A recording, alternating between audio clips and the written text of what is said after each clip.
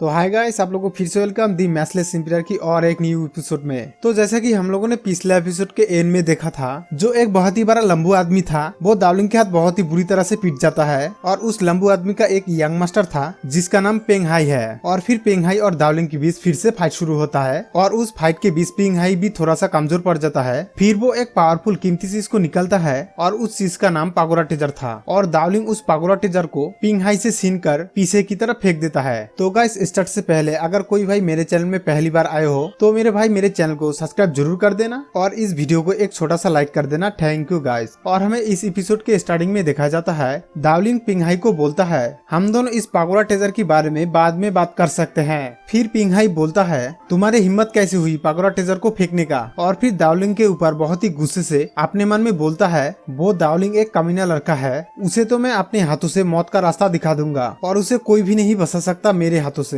फिर वो दावलिंग को चिल्ला के बोलता है हे भिखारी कमीना कहीं का, मेरे कीमती पागोरा टेजर को तुम वापस लौटाओगे और तुम मेरे पागोरा टेजर को पसंद तो नहीं करते हो ना, और मुझे लगता है कि तुम उसे हटाने वाले हो। और फिर दावलिंग ये सुन के बोलता है ओहो, तो ऐसा सोचते हो, ये तो एक जहर की तरह बदनामी है। मेरी जिंदगी के पूरी लाइफ में अगर मैं बिना किसी कारण से चोरी करता हूँ तो मुझे खुद के ऊपर बहुत ही घृणा और घुटन होगी और मैं तो तुम्हारे जैसे मक्कर और एक घमंडी आदमी बिल्कुल नहीं हूँ। और फिर देखते हैं कि दावलिंग बहुत ही गुस्से से पेंग हाई की तरफ देख के अपने मन में सोचते हुए बोलता है कैसे मेरे साथ वांगली और वांगलेन ने एक धोखे से एक स्टोन को कैसे चोरी किया था। और फिर देखते हैं कि पेंग हाई के हाथों में एक जैक टोकन होता है, बिल्कुल उसी जैक टोकन की तरह जो दावलिंग के पास से वांगली और वांगलेन ने धोखे से छीना था। और फिर पेंग हाई उस टोकन को दावलिंग को दिखा के बोलता है तुम्हें ये चीज चाहिए क्या। और दावलिंग उस टोकन को पेंग हाई के हाथों में देख के बहुत ही ज्यादा गुस्सा हो जाता है और वो गुस्से से बोलता है वो चीज मुझे अभी वापस करो। और दावलिंग उस टोकन को लेने के लिए उसके ऊपर अटैक कर देता है। और फिर देखते हैं कि पेंग हाई उस टोकन को अपने मुंह से तोड़कर दावलिंग को बोलता है मैं तुम्हारे साथ अपने कीमती टाइम वेस्ट नहीं करना चाहता। और वो अचानक से उस टोकन की मदद से वो गायब हो जाता है। और फिर दावलिंग बोलता है ये कैसे हुआ, वो गायब कैसे हो सकता है। और वो बहुत ही ज्यादा हैरान हो जाता है। फिर वो हैरानी के साथ बोलता है वो लंबू और बच्चा दोनों ही गायब हो गया, तो फिर उसके हाथों में वो टोकन क्या था जिसकी मदद से वो एक पल में गायब हो गया। उसके बाद देखते हैं कि पेंग हाई एक जैक टोकन की मदद से वो गायब हो गए उसी पागोरा टेजर को लेने के लिए आ जाता है जो दावलिंग ने फेंक दिया था।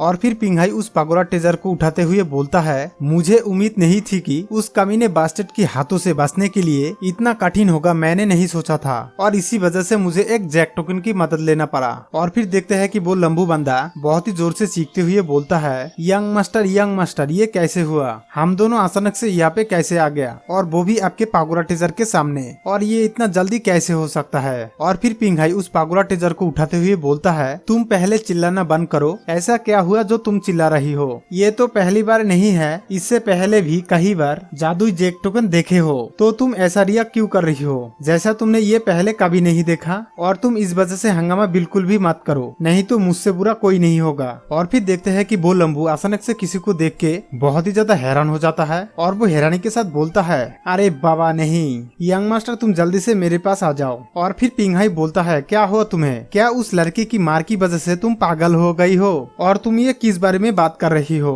और फिर देखते हैं कि दावलिंग पीछे से पेंग हाई की कंधों पे हाथ रख के बोलता है मुझे पता था कि तुम इस पागोरा टेजर को फिर से लेने के लिए आओगे। और फिर पेंग हाई दावलिंग को देख के बहुत ही ज्यादा घबरा जाता है और उस घबराए की वजह से उसके बॉडी से पसीना निकलता है। और फिर देखते हैं कि दावलिंग उस पागोरा टेजर की मदद से उन दोनों को आकाश में भेज देता है, मतलब उन दोनों को फाइनली मार देता है। और फिर देखते हैं कि कुछ बंदे उन लोगों का कुछ सामान नीचे पड़ा हुआ देखता है, मतलब पेंग हाई की कुछ गैजेट। और फिर दावलिंग भी उन सामान के पास आता है और इतने सारे सामान देख के दावलिंग कंफ्यूज हो जाता है। उसके बाद दावलिंग को उस सामान में से एक अजीब सा बोतल दिखाई देता है और वो उस बोतल को देख के बोलता है ये कोई दवाई की बोतल तो नहीं। फिर वो अपने मन में सोचते हुए बोलता है क्या ये मेडिसिन के बोतल खूनी आत्मा का गोली का तो नहीं, तो फिर ये बोतल उसके पास कैसे आया। उसके बाद दावलिंग उस बोतल को उठा के अपने हाथों में 2 गोली डाल लेता है और फिर वो अपने मन में सोचते हुए बोलता है मैंने इस अमृत को इंसेंट बुक पर देखा था और ये अमृत मेरा बॉडी को टेम्पेरी कर सकता है और ये चीज वही है जिसकी मुझे सख्त जरूरत है। और फिर दावलिंग अपने मन में बोलता है मुझे नहीं पता कि ये सब लोग इन कीमती चीज से अभी भी दूर क्यों है, वो लोग तो आके इन चीजों को ले सकता है। और फिर से बोलता है शायद यहाँ के लोग सभी अमीर है और उन लोगों को इन कीमती गैजेट की कोई परवाह नहीं है। उसके बाद एक बंदा दार्लिंग को देख के अपने मन में बोलता है ये लड़का कोई पावरफुल गैंगस्टर तो नहीं है। और फिर और एक बंदा बोलता है ये लड़का बहुत ही खतरनाक है, हम लोगों को शायद यहाँ से चला जाना चाहिए और हमें अभी साफ नहीं होना है। उसके बाद देखते हैं कि दार्लिंग उस सामानों को इकट्ठा करते हुए बोलता है वैसे भी इन गैजेट की उन लोगों का कोई परवाह नहीं है तो इसे मैं ही रख लेता हूँ, अगर कोई गैजेट कभी मेरे काम आ जाए। और ये सब कुछ गैजेट को देख के तो मुझे लगता है बहुत ही कीमती होना चाहिए। और फिर आखिर में दार्लिंग को और एक बोतल मिलता है और वो देख के बोलता है ये कौन सा मेडिसिन के बोतल है। और फिर कुछ टाइम के बाद दार्लिंग को फाइनली 6th फ्लोर की सीढ़ी दिख जाता है। फिर वो अपने मन में सोचते हुए बोलता है ओहो मुझे फाइनली 6th फ्लोर की पोर्टल मिल गया। और वो दार्लिंग सीढ़ी के सामने आके फिर से सोचता है मैं फिर से और ऊपर जाने के लिए रेडी हूँ। और फिर दार्लिंग फाइनली 6th फ्लोर में पहुंच जाता है और उसके बॉडी में फिर से दर्द महसूस होता है, मतलब वो जितना ऊपर जाएगा उसे उतना ही दर्द सहना होगा।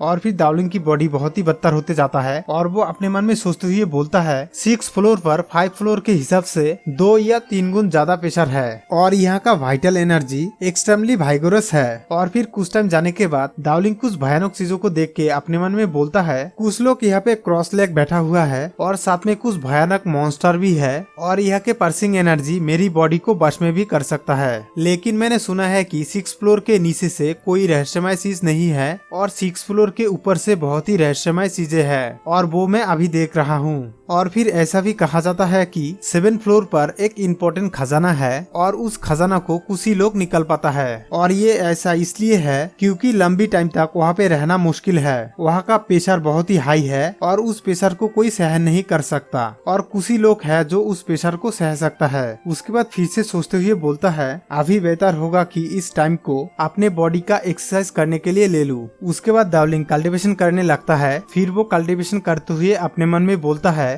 मेरी बॉडी में एक पावरफुल बीज डाली गई थी और अब फिर से मेरा बॉडी मजबूत होने लगा। और फिर मुझे ये भी पता चला कि साइकिक टावर के अंदर ये लोग इस एनर्जी को अब्जॉर्ब करने के लिए आता है और ये मजबूत साइटल एनर्जी अपने बॉडी को शांत करने में मदद करता है। और वो फिर से अपने मन में बोलता है नीचे की फ्लोर में एनर्जी कम है और घूमने के लिए बहुत ही जगह है और अब मेरी स्किन में एक चमक आ रहा है और मेरा बॉडी एक एनिमल की तरह पावरफुल हो रहा है। तो गाइस आज का एपिसोड यहाँ पर ही खत्म होता है और आप सभी लोगों को वीडियो पूरा देखने के लिए दिल से शुक्रिया। और आप लोगों को वीडियो कैसा लगा कमेंट जरूर कर देना। तो गाइस हम लोग मिलते हैं और एक न्यू वीडियो के साथ, तब तक के लिए गुड बाय।